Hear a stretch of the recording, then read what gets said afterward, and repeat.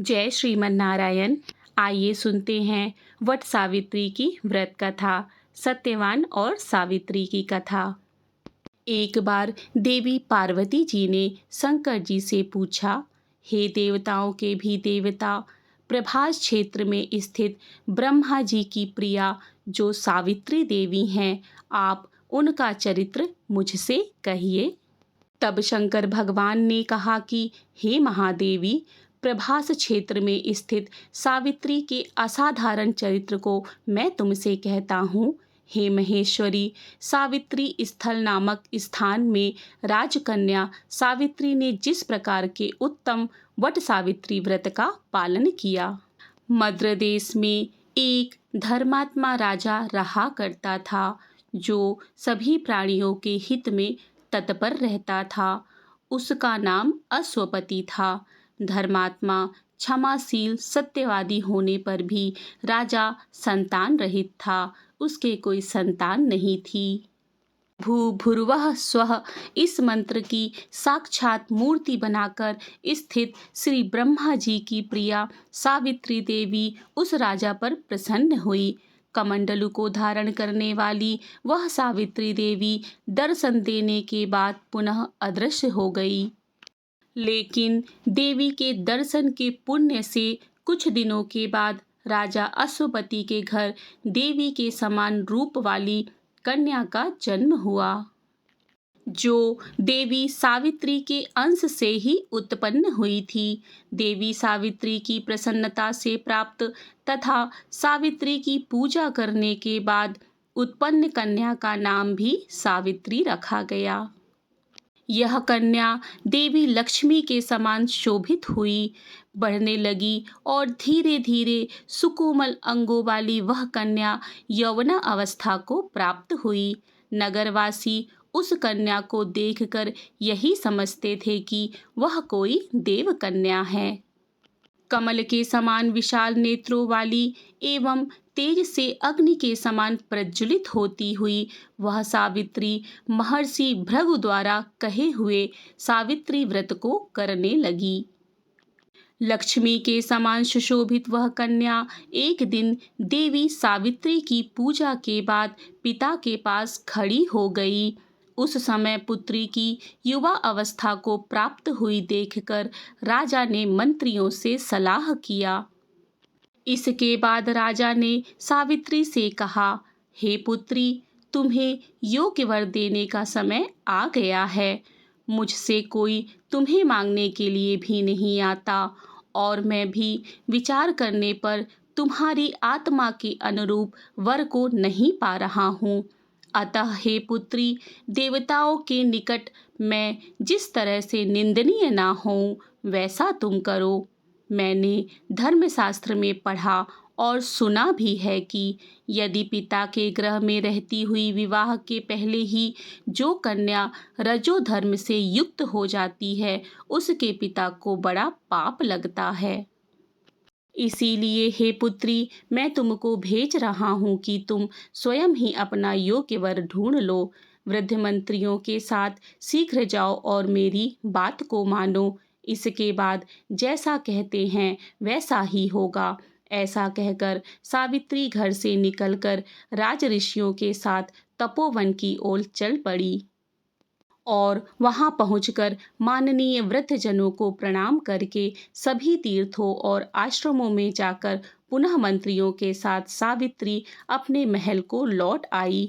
यहाँ सावित्री ने पिताजी के साथ देवर्षि नारद को बैठे हुए देखा। आसन पर बैठे हुए नारद जी को प्रणाम करके मुस्कुराती हुई जिस कार्य के लिए वन में गई थी, सारी बातें कहने लगी। सावित्री बोली, हे नारद जी, साल्व देश के धर्मात्मा घुमतसेन नाम से विख्यात एक क्षत्रिय राजा हैं, जो दैव योग्य से नेत्रहीन हो गए हैं। रुक्मी नामक उनके एक सामंत ने उनसे राजपाट छीन लिया है और वह अपने पुत्र और पत्नी के साथ वन में रह रहे हैं। उनका पुत्र सत्यवादी और धर्मात्मा है। उसे ही मैंने मन में ही पति रूप में वरण किया है। नारद जी सावित्री के वचनों को सुनकर बोल पड़े, हे राजन, सावित्री ने यह बड़ा कष्टप्रद कार्य कर डाला। बाल बुद्धि होने से इसके केवल गुणवान समझकर सत्यवान को वरण कर लिया। सत्यवान मिट्टी के घोड़े बनाता है और घोड़े का चित्र भी बनाता है, इससे उसे चित्राश्व भी कहते हैं। सत्यवान दान और गुण में रंतिदेव के शिष्य के समान है, ब्राह्मणों की रक्षा करने वाला और सत्यवादी है।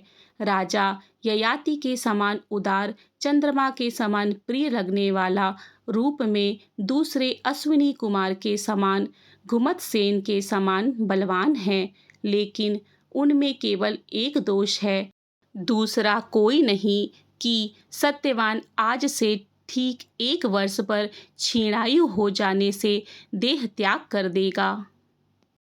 इस प्रकार नारद जी की बात सुनकर राजकन्या सावित्री ने राजा से कहा, राजा लोग किसी से एक बार कोई बात कहते हैं, ब्रह्मवेत्ता एक ही बार कहते हैं और एक ही बार कन्या दी जाती है।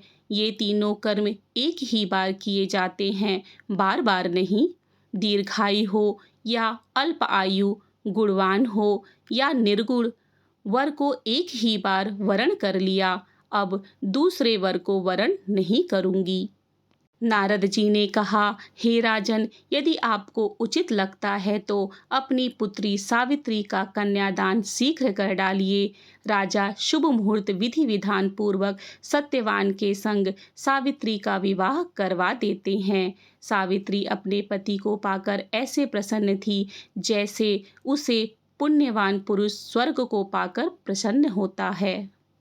सावित्री उस सत्यवान के साथ आश्रम में रहते हुए नारद जी की कही हुई बात को याद करती रहती थी और उस दिन को गिनती रहती थी कि जब सत्यवान देह त्याग कर चले जाएंगे। जब सत्यवान के मरण के केवल 3 दिन शेष रह गए थे, तब सावित्री ने निराहार रहने का व्रत लिया और तीसरे दिन सुबह स्नान करके देवताओं और पितरों का पूजन किया। फिर सास ससुर की चरण वंदना करके वह भी पति के साथ जंगल की ओर चल पड़ी। जंगल में लकड़ी काटते काटते अचानक से सत्यवान के सिर में दर्द होने लगा। सावित्री ने कहा कि आप कुछ देर मेरी गोद में सिर रखकर सो जाइए, फिर हम आश्रम की ओर चलेंगे। जैसे ही सत्यवान सावित्री की गोद में लेटते हैं, वैसे ही सावित्री ने देखा कि सांवले पिंगल वर्ण वाले किरीटधारी पीत वस्त्र पहने हुए साक्षात सूर्य के समान उदित हुए पुरुष उनके सामने खड़े हैं। सावित्री ने उन्हें प्रणाम किया और उनसे पूछा कि आप कौन हैं। इस पर यमराज ने कहा, मैं सब प्राणियों के लिए भयंकर और कर्मानुसार उनका उचित दंड देने वाला यम हूँ। सो हे पतिव्रता सावित्री, समीप में पड़े हुए तुम्हारे पति की आयु सीमा समाप्त हो गई है, इसे यमदूत पकड़कर नहीं ले जा सकेंगे, इसीलिए मैं स्वयं आया हूँ। ऐसा कहकर फांस के लिए हुए यमराज ने सत्यवान के शरीर से अंगुष्ठ मात्र शरीर वाले जीव आत्मा को बलपूर्वक निकाल लिया। इसके बाद यमपुरी की ओर चलना शुरू कर दिया। सावित्री भी यम के पीछे पीछे चलने लगी। यमराज ने सावित्री से कहा कि कोई भी जीव बिना आयु समाप्त हुए यम मार्ग में नहीं जा सकता। सावित्री ने यमराज से कहा कि आप जैसे सज्जन पुरुष के साथ मैं चल रही हूँ, मेरे पति आपके साथ हैं, तो मुझे आपके साथ चलने में कोई शर्म और ग्लानि नहीं हो रही है। दूसरी बात, स्त्रियों के लिए इस पृथ्वी लोक में पति को छोड़कर कोई अन्य स्थान नहीं है, इसीलिए मैं आपका अनुगमन कर रही हूँ। सावित्री की मधुर बातें सुनकर यम ने कहा, मैं तुम्हारी बातों से प्रसन्न हूँ, इसीलिए जो इच्छा हो वर मांग लो। तब सावित्री ने यमराज से अपना खोया हुआ राज्य, सास ससुर की आंखों की रोशनी और 100 पुत्रों का वरदान मांग लिया। अपने वरदान के जाल में फंसकर यमराज ने सत्यवान की आत्मा को मुक्त कर दिया और सावित्री को लौटा दिया।